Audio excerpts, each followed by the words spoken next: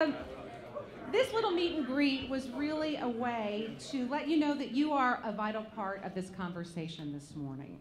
So we want to invite you to be sure to join in the conversation by texting 22333 and enter LEAD ATX. And at the start of your question, put that LEAD ATX. There are instructions on your table along with a table number. Now, the table number is something new. If you're awake and you're feeling outgoing this morning, feel free to put your table number on your question when you text it in. We don't have a wireless mic, but we may ask you just to kind of raise your hand and let the panel members know that you were the one asking that question. Now, if you're feeling a little more shy, you'd rather not do that, you're welcome to ask your question anonymously. Just text it in, and we welcome those questions as well. We're going to try something a little bit new. We also encourage you to tweet about your experience today. Use the hashtag LAEngage and at @lead_engage. All this information's on your table. Also, we want you to know Paul Saldana is leaving us for Julian Castro this morning. He's going to be sneaking out early. We don't want you to think that we scared him away. He has to be over at the University of Texas. So we want to get started and first hear from our CEO of Leadership Austin, Mr. Christopher Kennedy.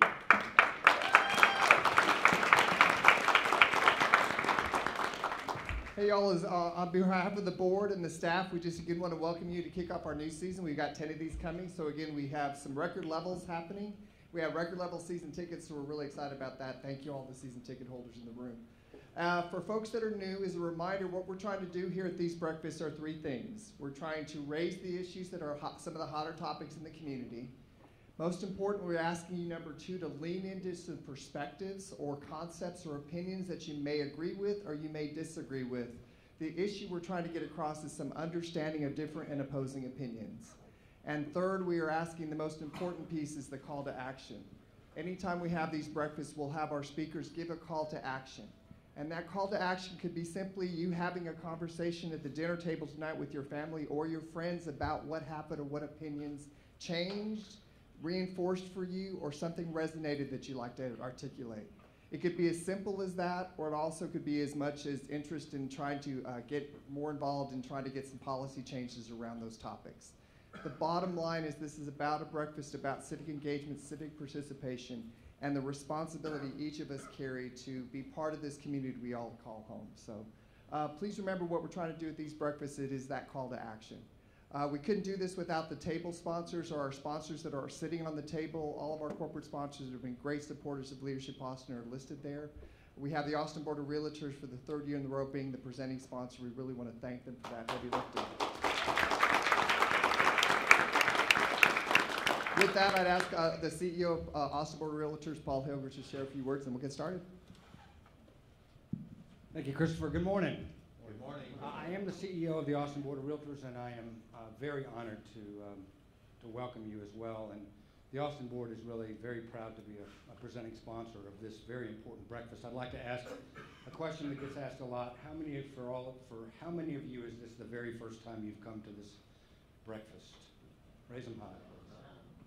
That is always so cool to see that.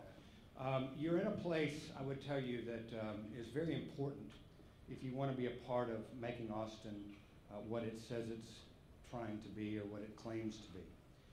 I'm a native Austinite, so I know we're not what we claim to be. But that's okay, because I would say a couple of things. First, I need to tell you that on behalf of our 11,000 members, if you own a home or you rent a home, there's a realtor out there for you. Secondly, let me talk to you for a second about Austin. And you know, the two things about Austin that I can't stand are traffic and August. And August is gone and cool weather is coming today. So that's really a great thing. And Austin is still the greatest city in the greatest state in the greatest country in the world. And we always need to be mindful of that. I'd ask you a question. Are you the person you want to be? Are you doing everything you can do to be the person and the leader that you can be? Are you living up to your potential? Are you done living up to your potential? And of course, every one of us would say no. But the reality is, that's the challenge we have as a city, is to collectively have that same decision-making process as a community, to identify where are our weaknesses, who's being left behind, who's getting too much of the pie, who's getting not enough of the pie. How do we continue to have collective decisions that enhance the whole, that keep us being who we want to be, who we claim to be the best we can be.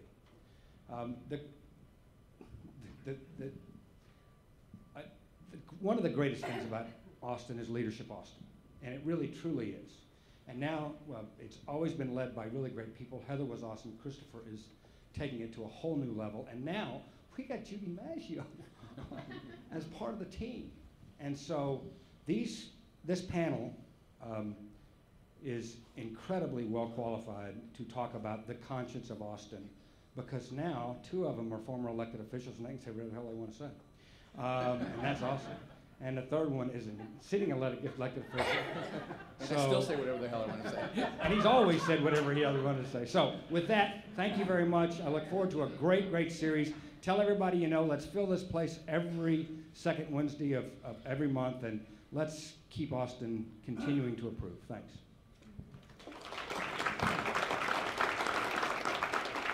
Well said, Paul. Thank you. We are proud to say that KXAN is our media sponsor. It's been a huge help throughout these breakfasts. And I am also proud to share this stage today with my friend and fellow journalist, Robert Hadlock. And Robert's going to talk a little bit about KXAN and also introduce you our panel members. Robert. Thank you all very much. Thank you, Judy. KXAN been involved with this breakfast for many years, and we're delighted to be part of it. This is kind of in our DNA as a television station and a website, to be part of discussions like this. Thank you.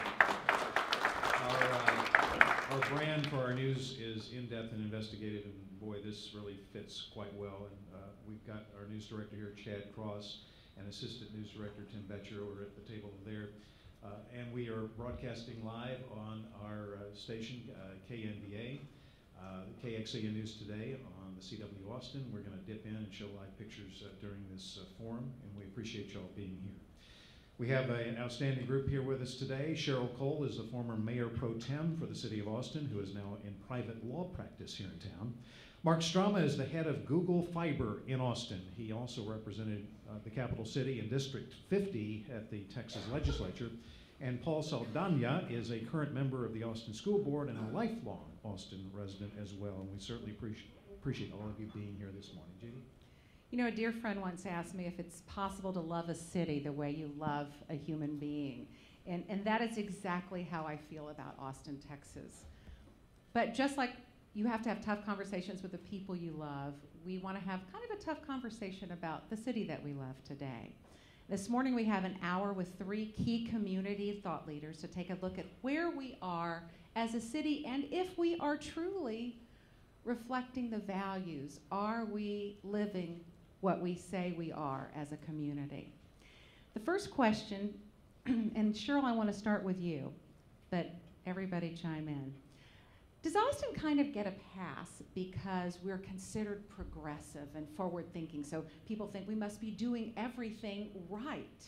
We know that's not reality. Where do you think Austin's shining, and where are we coming up short? Well, I think we are definitely shining in our economic opportunities for some. I think we are coming up short in our economic opportunities for others. And especially when you look at lower socioeconomic groups and a lot of our minority members of our community. And we're also falling short in a lot of health disparities and really the health and human services that we try to deliver. And so I'm real proud to see this council put extra funding in that area. You're having fun watching the new council, right? Oh, popcorn. Paul, you want to chime in? Sure, and I'm making the popcorn for Cheryl, and we're watching as well too. Actually, I agree with Cheryl on the economic prosperity, but then the flip side of it is, we know we are now the most economically segregated city in the nation. I think the issue of gentrification has also come into play. We now rank 8th on the national level. When it comes to that, I'm a native Austinite, born and raised in East Austin. I told Judy this story. We talked recently. My parents bought a house at 1809 Riverview Street in 1968 for $5,600. It's a 1,200 square foot, 2-bedroom house where I grew up.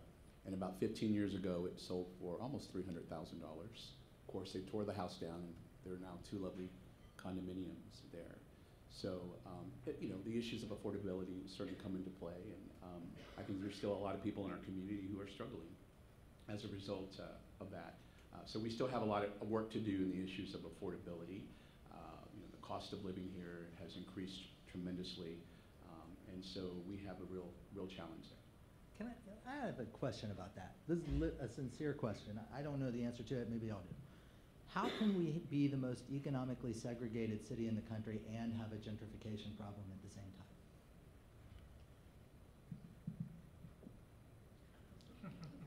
time?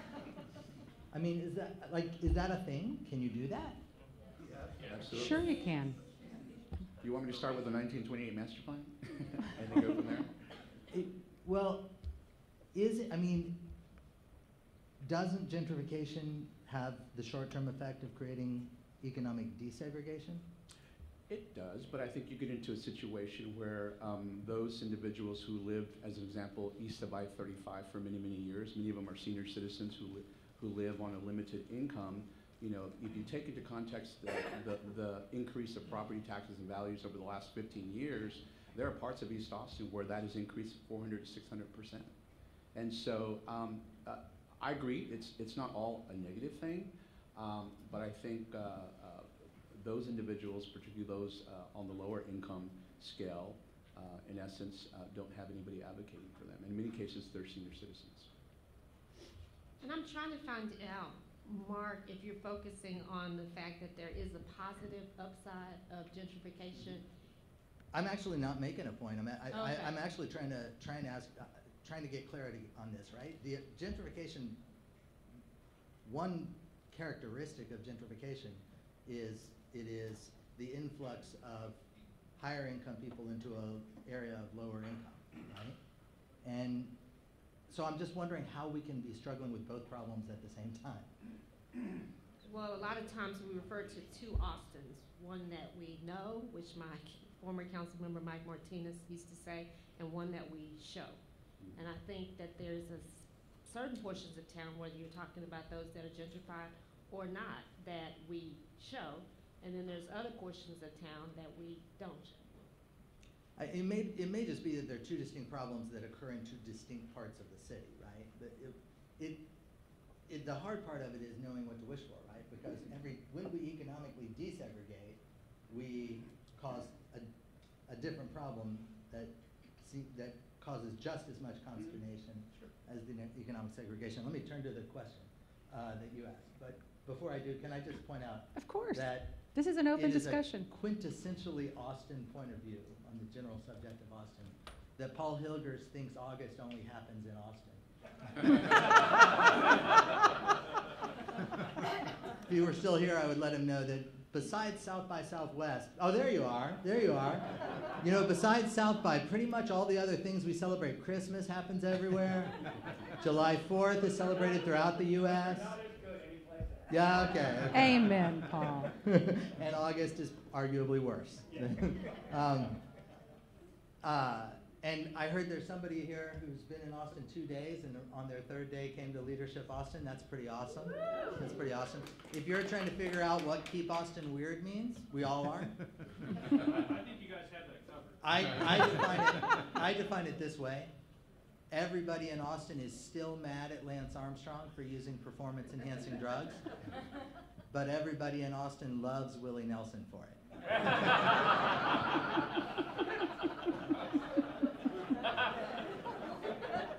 I made that up. I will say that, here's my answer to your question. Yes, we're better. We're legitimately better. If you look at our school district performance, And Mark Williams knows I used to have these numbers committed to memory, but our school district performance compared to every other urban school district in the state is superior. Now, one of the reasons it's superior is because we've done a better job of keeping people in the public school system. We've done that by offering a better product. And it's better on a disaggregated basis when you compare student performance by demographic group. We overperform. Now, the story of education in Austin and in Texas is actually a different one than most people think, right? I remember being surprised when I really dug into the numbers and learned how much we overperform the rest of the country when you disaggregate the data. It's exceptional, and I mean there's a lot of school board members here, including Paul, and past school board members who deserve a lot of credit for it, but really the whole community does, because this community has always been willing to support the education system. That is the first indicator I look to when you measure whether— Especially as a dad. As a dad, as somebody who cares about social justice, when you measure whether we are truly living up to our ideals of progressivism, the first place I look is our school system, and it is better. And I didn't give Mark $20 to say that. Well, one of the reasons we invited y'all to be here today is because you are all former or current elected officials. If we believe Austin's success has been based on a certain set of values, are there some trade-offs our community needs to be willing to make to maintain that success, Mark? In general, I would say this community has been good about being willing to make those trade-offs.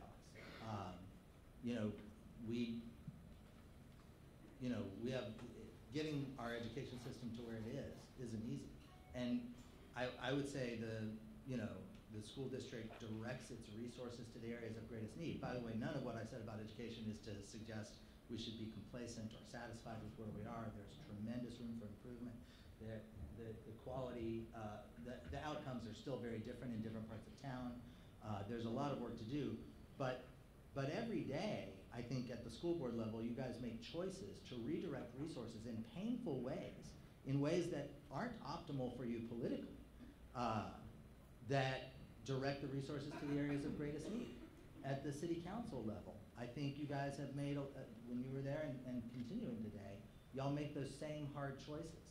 And honestly, in politics, and we could say this as a sitting or an ex-politician, generally your incentives are not to direct resources to the areas of greatest need, because generally those aren't the areas where the political consequences are highest. The political consequences are highest in the areas that frankly have the least need in many cases for many services.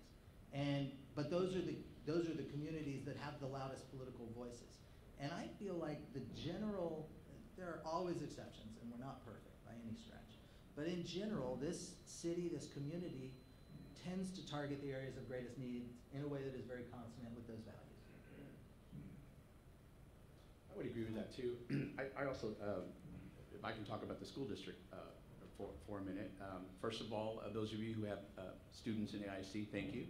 We appreciate that. And those of you who don't have students in AIC, please do so.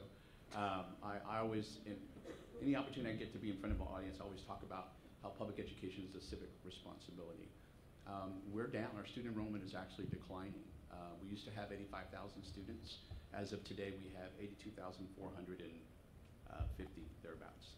So this is the third year in a row where our student enrollment has declined. I think a lot of you also heard about the state of public education in the state of Texas, where 40% of the tax that you pay goes back to the state of Texas. And it doesn't go to fund public education, it goes to the general fund. This year, we forfeited $272 million to the state of Texas. So between fiscal year 15 and fiscal year 19, we will lose over $1.6 billion to the state of Texas because we're a Chapter 41. We're considered to be a property-rich district, but we serve over 60% of our kids are low socioeconomic students. In the last 15 years, our Title I schools have gone from 50 to 79. And despite all of those challenges, we're doing more with less, and to the point that Mark made. We're really proud of the fact that we're working really hard to reinvent the urban school district experience because our kids are doing very well. Last year, our graduating class accumulated nearly $75 million in merit scholarships. to universities across the United States. And I think, again, despite all those challenges, we're doing really well in that regard. The other issue I wanted to mention, too, is the fact that we have a growing, from a Latino perspective, we have about 560,000 Latinos in Austin, over 20 subcultures of Latinos in Austin. We're not all Mexican or Mexican-American. And often what happens is the challenge is because we represent so many in the community, the assumption is that it's a Latino problem or it's a Hispanic problem. It's not. It's the City of Austin quality of life problem and issue and challenge. And I think that's perhaps maybe one of the trade-offs and one of the reasons probably we have ongoing challenges. Disproportionately, more of our children are low income, don't have the educational attainment that they really should. I think it's the last statistic I saw is about 18% of Latinos in Austin have a bachelor's degree, and the others are still struggling to get high school diplomas or GEDs. So we have a lot of work to do. I think that's probably a reason why our community is still struggling with economic prosperity opportunities. Cheryl, any thoughts on trade-offs? When I went on council back in 2008, we were in a recession, and it was not a very good mood around here. And the governmental entities, and I think especially the city, took the lead in working with organizations like Leadership Austin, but the business community in general, in trying to turn that around. Oftentimes, I am concerned that that mentality of coming together and making things even better is being lost out of a view of a scarcity of resources. We talk a lot about how bad transportation is, how unaffordable Austin is, but despite all those challenges, we still remain #1 throughout the nation on just about every list that there is. And I would not like to see Austin begin to become afraid, or the two Austins that we talk about, or afraid of them, or because I'm experiencing hardship, we can no longer take the burdens of the public school system, or we can no longer have slight increases in our tax base, because the real challenges are our education system and are the price of housing.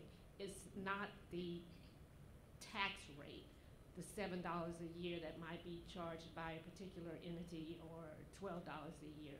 It really is the cost of the homes and having a good public education system. Somebody in our focus groups said something very compelling. She said, "We're nice to people who come and nasty to those who stay." And I had to think about that. But are we a welcoming community? And I guess, Paul, since you're a native Austin, maybe you can talk about this. Are we welcoming, and once you're here, do you feel like you're included in the community? Let's talk about inclusiveness and being a friendly city. Sure. I think we are. One of the things I love about Austin is that we really do take pride in the diversity that makes up our community. I think that's what makes Austin what it is. And I think Austin is indeed a friendly city. I think we have a tendency to get a little nervous when there are conversations about equity issues or race relations. That's when everybody gets a little bit, I think, uncomfortable. And so, as a school board member, one of the things I always do is tell our kids in the school district, it's real easy to be a bully. It's really easy to point out the shortcomings of your peers, but it's more difficult for you to help individuals recognize the true potential that they have in themselves, and more importantly, how they can make the best of those abilities. So my always call to them is, if it doesn't challenge you, it doesn't change you. And I always try and spread that message as much as I can.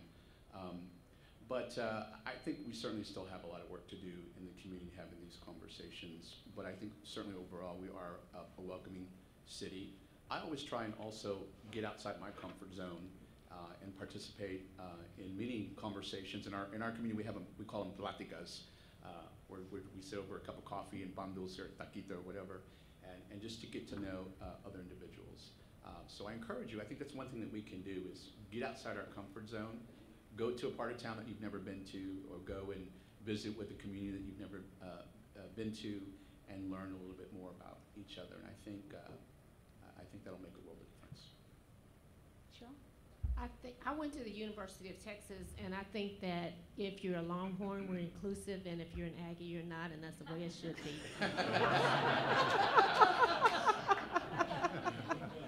No, Man, you are an ex-politician. Very ex, very ex. Seriously, after came here to go to undergraduate, and after graduating, I found Austin to be very inclusive and welcoming, especially in serving on the PTA and boards and commissions and that type of thing. So if you're really willing to dive into particular organizations and affiliate yourself with them and do the heavy lifting, I think we are inclusive. I'm curious what they meant. What did you think they meant when they said mean to those who stay? I think they meant once you're here, maybe you don't necessarily feel like you're part of what makes Austin so special. I don't know. I will say this. And maybe it's up to you to become part of those things that make Austin so special. I don't feel like it's hard to penetrate the, this network, right? And maybe what I would say is this. When you've been here a while, it's easy to take for granted what makes Austin Austin. Look, how often do y'all go see the Bats? You'll probably go, new guy.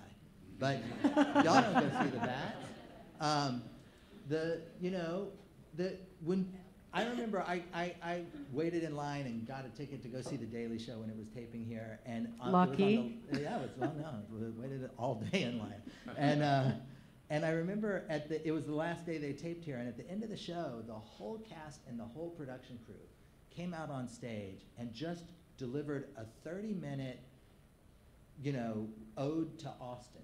They loved They'd it been here. here for a I talked to week. Stuart, yeah. And I looked at my colleague that I was sitting with, and I said, we both looked at each other like, we just take this place for granted.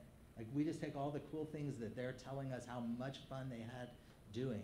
We just take it for granted because we've been here for a long time. So I think there's that. I think if people feel like over time the city is less welcoming to them, it's probably more a function of inertia, atrophy, the things we don't take the initiative to do, to inject ourselves into, which is to Christopher's point about what he wants us to talk about today. How do we invest more in the community to get more back from it? And maybe those people who were part of the Daily Show never had to sit in traffic on moped. Well said, and we all know how expensive, everyone in the room knows how expensive it is to live in Austin these days. And of course, we're seeing a flight from some folks who can no longer afford to live in Austin, go to Hayes County, Bastrop, et cetera. Do you see this as a problem in maintaining the Austin that we love and that's lured so many people to the region over the years? And what are some solid approaches to deal with it? Oh, I think affordability is definitely our number one problem, and the reason we're seeing the exodus of so many Austins and the decline in the number of people who are staying and keeping their children in the school system. And also it's the reason of a lot of the statistics that's been thrown around about the exodus of the African American community and other communities. They're definitely looking for more affordable housing and better schools at that housing price point. You ask, what can we possibly do about it? On the one hand, I think that most of that is a function of the market. Demand and supply drive the price of housing. So as we have more people coming here and wanting that housing and fewer of it, then the price of it goes up. That's just the law of demand and supply. But at the same time, I think that there's other vehicles that have been successfully employed in other areas of the country, such as micro units or accessory dwelling units and homestead exemptions and homestead preservations. Lots of policy issues that our governmental entities are taking on and looking at that we should be supportive of that would help with our housing supply. I think one of the things that I'm really excited about is the fact that recently Councilmember Delia Garza and the Austin City Council created the Regional Affordability Committee. And that committee basically includes representatives of all the taxing jurisdictions in the city of Austin, the largest ones in particular. We have AISD. My colleague, Trustee Ted Gordon, and I serve on there representing the school district, since we represent the majority of your tax bill. But we have Cap Metro there, we have Austin Community College, we have Central Health, we have the City of Austin, obviously. We have Williamson County Commissioners, we have Manor ISD, Pflugerville ISD, Round Rock ISD. And that's the first time that I can ever remember where we have all the taxing entities or policymakers sitting at the table together. One of the things that's been particularly frustrating for me as a school board member is we talk about the recapture rate and everything else, and it's sort of like talking to the wall. You're limited. We inherit things that, decisions that the city makes or the county makes that have an impact on us, just like the city and the county inherit the decisions that we're making at the school board, but we've never brought everybody to the table. And I think the goal is, how can we do a better job in leveraging your tax dollars? Do we all need to go out for bond elections? Why aren't we talking about having joint facility opportunities? There's no need for us to go and have the city, county, and school district all build 3 new buildings when we can look at co-locating and making sure that we're doing a good job and giving you the best return on investment for the tax money that you're investing. So we're early stages of having that conversation, but it's all centered around sustaining and keeping Austin affordable and thinking outside the box as policymakers to make sure that we're keeping Austinites in Austin and they're not having to be forced to live or move out of town. And that's one of the big issues with the school district, is the issue of affordability. We're losing a lot of parents because they simply cannot afford to live in Austin. We have teachers for the first time that are qualifying for public housing. When it comes to teacher pay, we rank dead last for the largest urban school districts in Texas. On average, an incoming school teacher makes about $48,000 a year. We rank dead last when you compare us to large urban school districts in Texas.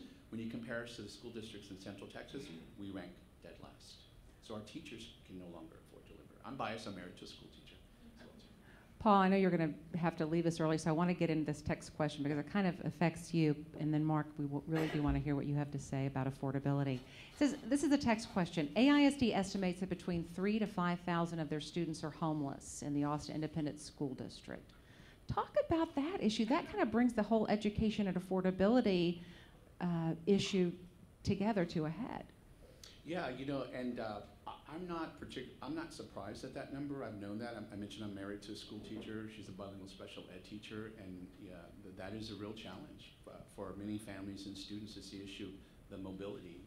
She'll start the school year with 25 kids, and then towards the middle of the year, she's down to 10 or 12 because a lot of those kids are homeless and they're moving from place to place. That is a huge, huge issue for us. Not something to be proud of, indeed, but that is a major challenge, and unfortunately, that number continues to increase. And I think that speaks to our conversation is this morning, the issues of economic prosperity and affordability. That's a huge issue. The district operates a program called Operation School Bell. Right. And I talked to one of the volunteers. I mean, this story, I have a hard time saying it without losing my composure. I talked to a volunteer there who was telling me about they were giving out clothes for the kids before the first day of school, and this one little boy nervously clutching a teddy bear in line, and she was trying to make conversation with him, and she said, does your teddy bear sleep in bed with you at night? And he said, well, I don't have a bed, I sleep on the floor. But the teddy bear keeps the cockroaches off me.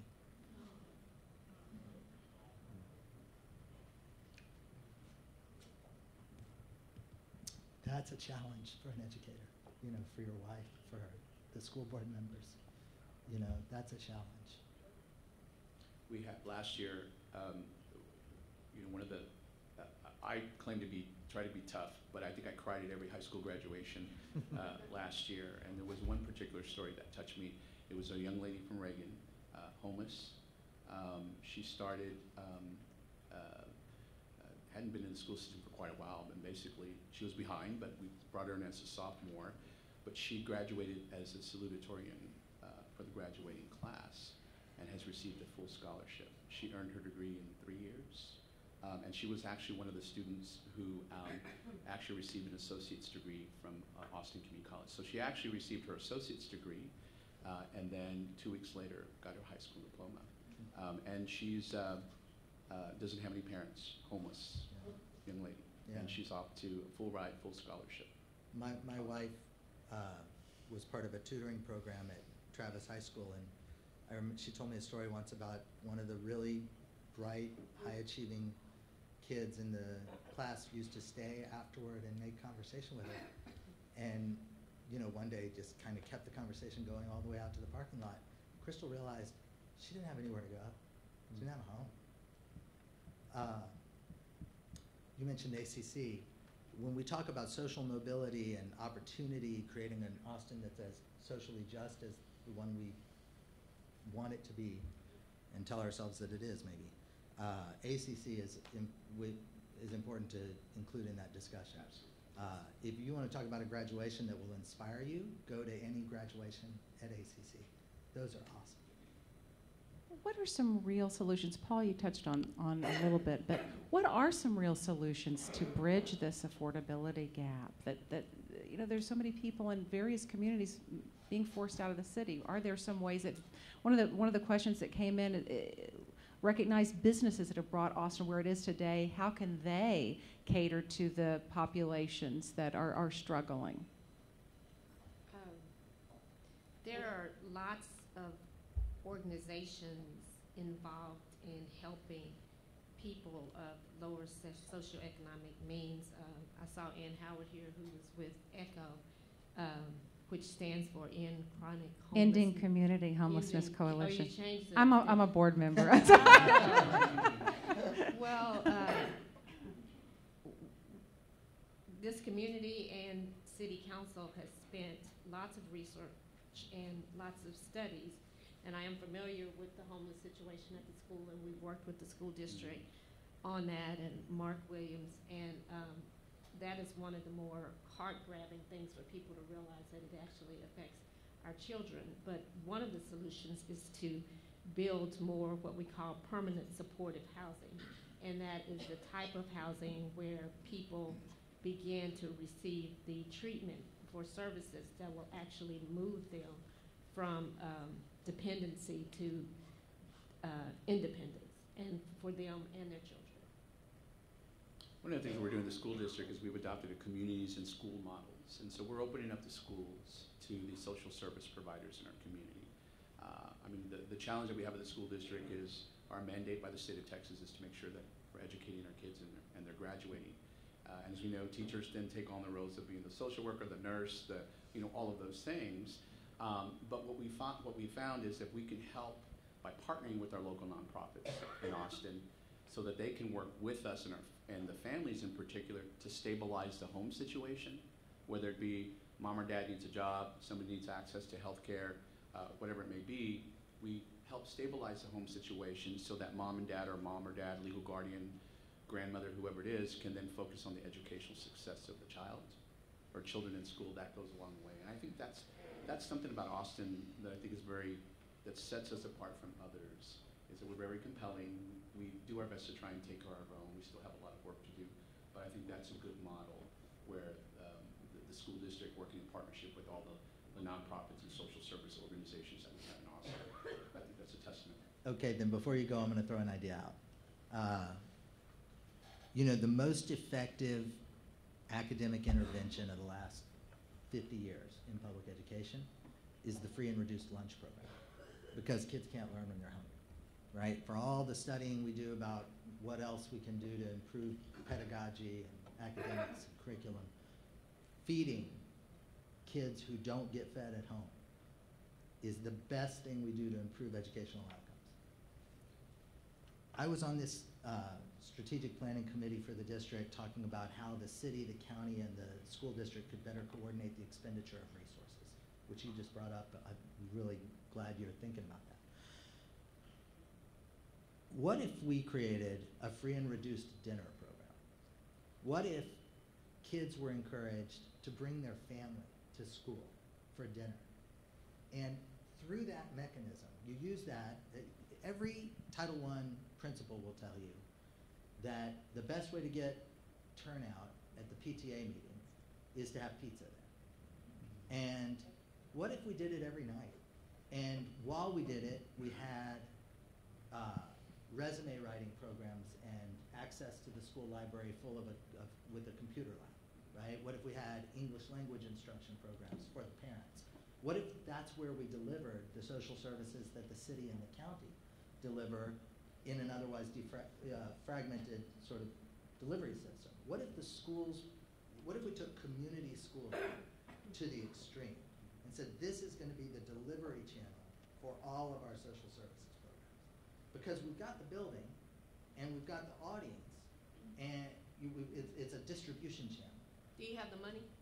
Well, the point is, the answer is no, right? We're in one of the most parsimonious states in the country, right?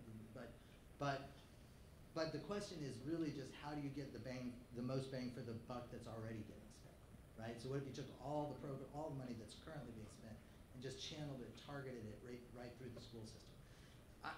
I find that idea really intriguing. I mean, the meal, the dinner part of it isn't the money, isn't the hard part to fund, right? And the question is, what are the synergies that could be achieved by taking all the other social services we deliver through other mechanisms of government and just delivering them through the schools? Could private business help with that? I mean, that's one of the questions. Is like, what are these businesses that are thriving here? What are some ways they could give back and take part in this? Not that they're wonderful business here. I'm saying a Google lot. Pilot program.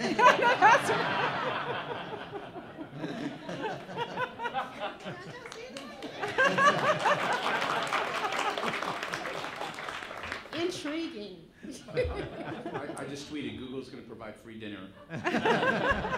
For everyone at AISD.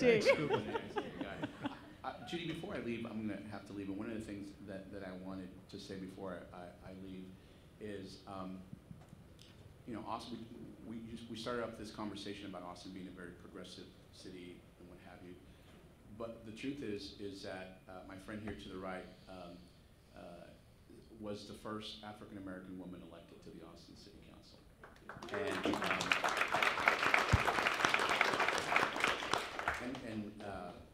And then just last year, we elected our first Latina to the Austin City Council in 2014, my good friend Delia Garza. But if you look at the 200-plus year history of city government, we've only elected one minority mayor, and it wasn't even for a full term. It was my former boss, my good friend Gus Garcia, who was elected in 2001 to serve the unexpired term that Kirk Watson left. And so, that while for some that may not be important, for others it is, because it's real important, I think, for the growing minority community that we have to be able to look and see elected officials that look like themselves. And that's not to say that those who are not non-minority are not doing a good job, but often, Judy and I talked about that there's often a cultural value disconnect. And so I just wanted to say that before I leave. And then my call to action is, I've already said earlier, but I encourage those. I see one friend over here to my left, Marisa Limon. Marisa, stand up. Marisa is one of our young Latina leaders in the Hispanic community. She helps to lead an organization called HABLA, Hispanic Advocates Business Leaders of Austin. So my call to action is join us for our HABLA Platica. We meet the fourth Wednesday of every month from 7:30 to 9. Over at Juan and Millions, you can come have a Don Juan taco. I'll buy it. And we talk about quality of life issues. And it's a roundtable discussion. It's a free-for-all. Sometimes we'll bring in guest speakers. But we challenge each other. We have two rules. Everybody's on the same equal footing because we have a lot of egos in the Latino community. And then the second rule is if you're going to complain about something, then you have to be committed to help develop sustainable solutions to address whatever those issues or challenges are. So that's my challenge. Thank you very much. Thank you so much, Paul.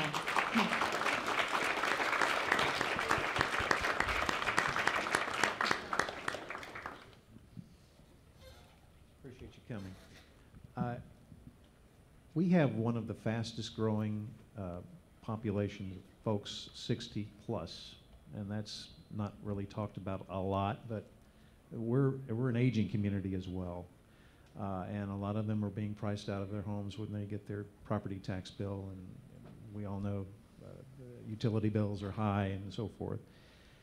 How can we address that problem here in town? Well, I mean, I think that there's a number of things that we can do. I mean, I believe all the governmental entities, the city, the county, central health, maybe not the school district has a homestead exemption, but there have been increases in the homestead exemption, and that certainly helps our elderly population more. I think the nonprofits that do the lion's share of home delivery of services like Meals on Wheels need more support, especially from Google. And,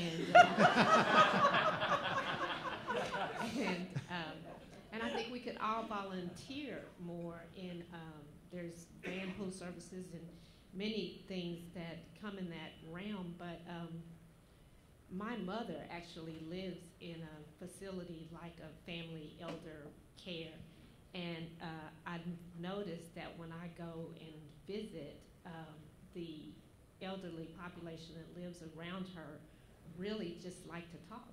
Mm-hmm. And it's something so simple as that, just to take the time out to say, well, how are the grandkids? That tends to make a difference. No, I don't have a silver bullet on this one either, but that last point resonates with me.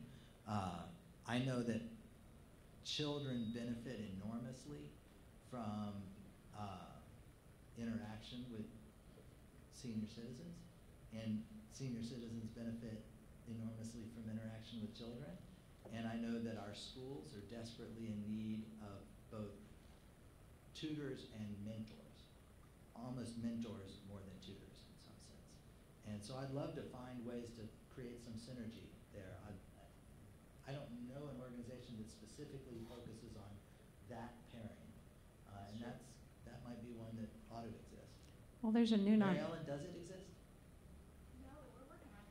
I bet. If anybody's going to figure it out, it'll be Mary Ellen. There is a new nonprofit in town called Austin Up that is meant to engage the 55-plus population and get them more involved. And one of the things that I would really be interested in is the number one growing population is the millennials. I mean, we have so many millennials coming to our city. So it'd be great if we could kind of mesh the baby boomers and the millennials and get them helping each other. But let's talk about millennials. What can we do to engage all these young people, all these bright, fresh, energetic people who are new to our city, who come here because it's hip and cool and happening? What can we do to make sure they help preserve the Austin we know and love? So I work with a lot of those. Yeah, I know. And I would say they're a pretty service-oriented group. I mean, it isn't hard. You whisper that you're having a volunteer opportunity. You know, they're all ready. I mean, they're awesome. And I feel like the channels exist for them. I don't feel like that's an area of a huge hole, right? Like I don't feel like when they and a lot of them do come to me at the office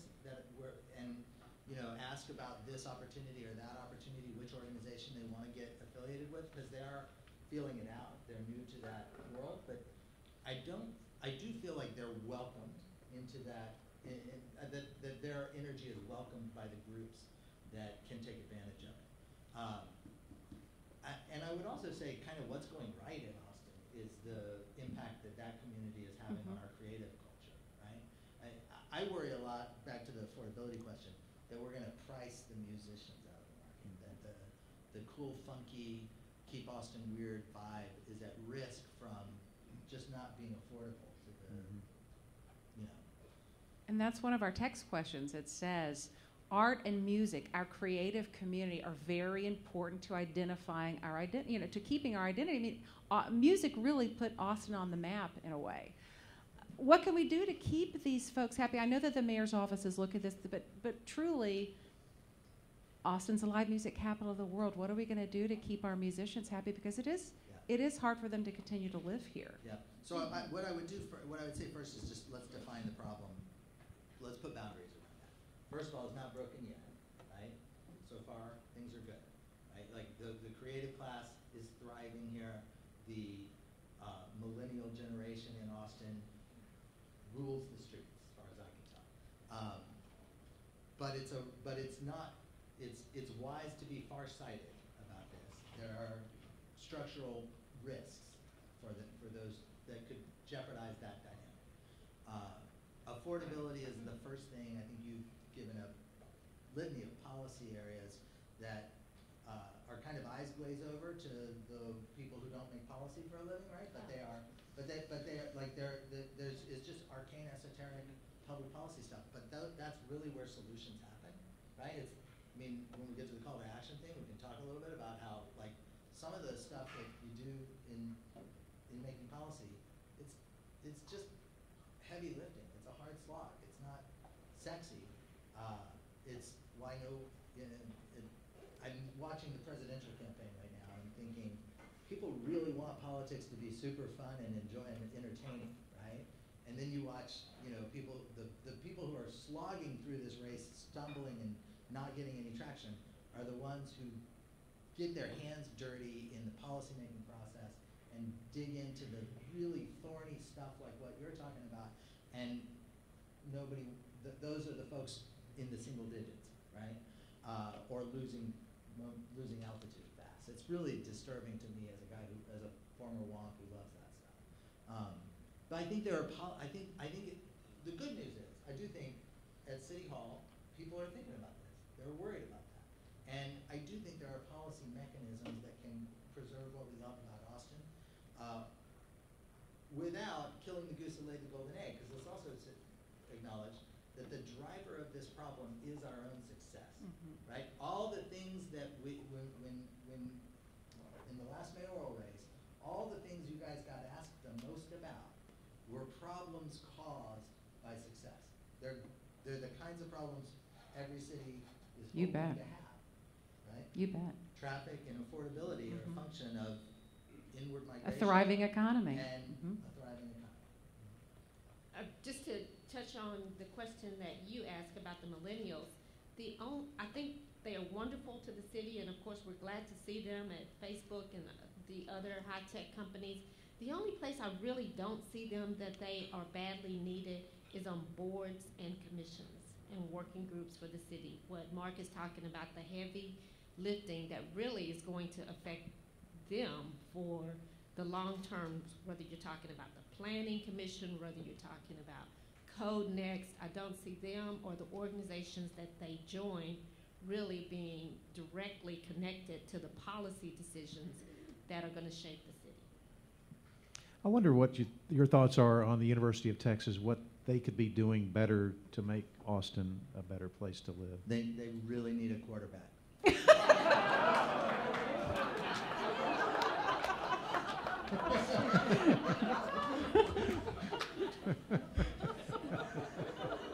Anything else? It all flows from that. I think that the University of Texas, I think the university has done a terrific job of partnering with Seton and Central Health and building the medical school. And I would like to see more of those types of partnerships happen within our community. I mean, it's a fabulous asset for the university, for the city, and the medical school is going to take it to the next level. Again, it's going to just create more of the affordability and traffic problems, because it's going to add another leg to this economy, another pillar of this economy. I mean, we are so fortunate to have such a diversified economy that is kind of, we're hedged at a lot of levels, right? And when we become, if you envision us sometime in the future having the type of medical economy, even something approaching the Houston medical economy, that is just an unbelievable hedge against the ups and downs of the national economy. When you're anchored by one of the largest and most successful universities in the country, by the state capital, by a thriving tech economy, by a thriving creative economy, and you add a medical economy to that too, you're in a pretty good place. We can't have a talk about the good and the bad and the ugly of Austin without talking just for a moment about transportation. I like being in my car like everybody else, like all other Texans. But where do we need to go as a community when it comes to embracing public transit? That was one of the questions somebody texted in about trains, public transportation. Where are we going? Where do we need to go as a community to try to stop the gridlock? Okay, I'll do that. Driverless cars would be up there. Because you can say it for yourself. No, I just really think that this community has to have the effort on the part of the elected officials and people that have studied. I saw Terry Mitchell in the audience who's done a lot of work on, stand up Terry, let them know who you are, who has done a lot of work, heavy lifting on the transportation issues, and there have been people in our community like that, Martha Spiley, that have looked at both roads and rail and have recommended to this community that we have a package of both, and I have supported that, a multimodal system, together with more innovative solutions like driverless cars. But I don't think that we're going to get there without having a multifaceted approach to our transportation dilemma. I don't have a solution to this one either. I will tell you one thing I think is part of the solution. Technology has got to be part of the solution. And so here's one of the stories I tell about Google Fiber. My first day in the office, I get this calendar appointment that says you're meeting with so-and-so in this conference room. I go to that conference room, so-and-so's not there. Instead, I'm looking at a large screen television in high definition, in life size, and I'm meeting with this person who is 2,000 miles away.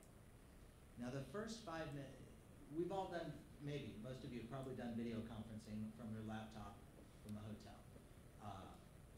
And it's good, but it's not perfect yet, right? It's usually pixelated and choppy, and sometimes you get asynchronicity between voice and video, and that can be distracting. But when you start video conferencing in high def, in life size, in real time, it is transformational. First few minutes of it feels a little bit weird. By the second few minutes, it feels normal. By the second day, I couldn't imagine talking on the phone again. I now cannot stand talking to a disembodied voice in my ear. Really? Once you get used to real high-quality video conferencing, which is when it's in life size, when it's on your big screen, it is like being in the room with the person. And the dependency there, of course, is bandwidth. This is why I talk about this a lot when I talk about Google Fiber, because to deliver a high-definition stream with no pixelation and no asynchronicity, you need a lot of bandwidth. So I think it'll be the first killer application for gigabit internet service. When we have to travel at Google, we have to book our travel on this internal corporate website, and the first screen of it says going somewhere. Have you just tried video conferencing? And half the time I'm like, yeah, I don't need to go. I can be in that meeting. We do conference room. We connect conference rooms by video conference, and you can put 10 people around a semicircular conference room, and 10 people in another city 1,000 miles away around a semicircular conference room. And the screens are life size, so it actually looks like one whole circular conference room. And you look like you're all in a room together. It is phenomenally productivity enhancing. And I don't think it eliminates the value of people being in a room together. But it certainly makes it so that I don't have to compel all the people who work for me to be on the road at the same time. When you think about our transportation challenges, you have to think of it as a peak problem, right? 20 hours a day, our transportation infrastructure is adequately sized, and you can get places at the speed limit. But for 4 hours a day, it's completely broken, right? The way to not have to spend billions and billions of dollars solving that problem is to spread the demand out. And one way to do that is to use technology to enhance people's productivity from home. And I really think in that regard, we can be part of the solution.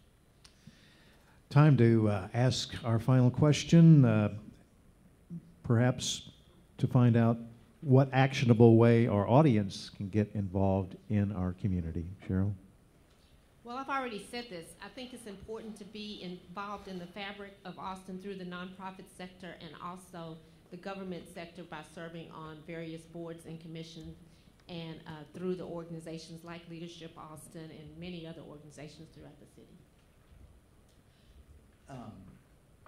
I want to say the same thing I said to this question last year, which is everybody is just in a state of despair about politics, but we get the government we deserve in a democracy. People are so mad about gridlock and partisanship, but the truth is, if you ask yourself, how often do you engage in a conversation about politics with someone whose views you don't know or are opposed to yours? Most of us just don't do that anymore. When I was in the legislature, I had more conversations with people I disagreed with, and they had more conversations with me than are reflected by the people who elected us, right? If we want our politicians to behave differently, we have to model the behavior we want to see from them.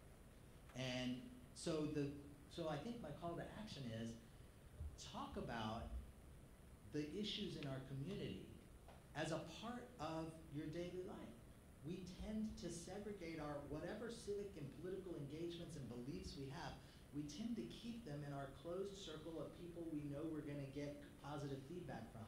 That's actually not moving the needle in the direction you want to move it. And so that would be my call to action. Wonderful. I want to echo Paul's call to action since he had to leave us early, and I loved what he said. If it doesn't challenge you, it doesn't change you. And we hope that everybody leaves here today with that renewed commitment to get involved, to challenge yourself, to meet people with different viewpoints as yourself and learn where they're coming from, to keep Austin a community that really did put this city on the map. Thank you all so much for being here today. I'm sorry we didn't get to all of the text questions, and you had some great questions, and we appreciate your participation. Thank you to my friend and fellow journalist Robert Hadlock for sharing his morning and getting up early, because I know that's tough when you work the night shift. And thank you so much, Cheryl Cole and Mark Strama, for sharing your insight and wisdom with us today and helping our folks here have a call to action. We also want you to know our next Engaged Breakfast is Wednesday, October 14th. You don't want to miss this one. It's Chief Acevedo and Sheriff Hamilton talking about public safety issues in Austin. And we know we have some newcomers, and make sure that you find out about Experience Austin, which is a great way to learn through Leadership Austin about this wonderful place we call home and find out about key community leaders. So thanks for coming, and make it a great day in Austin, Texas.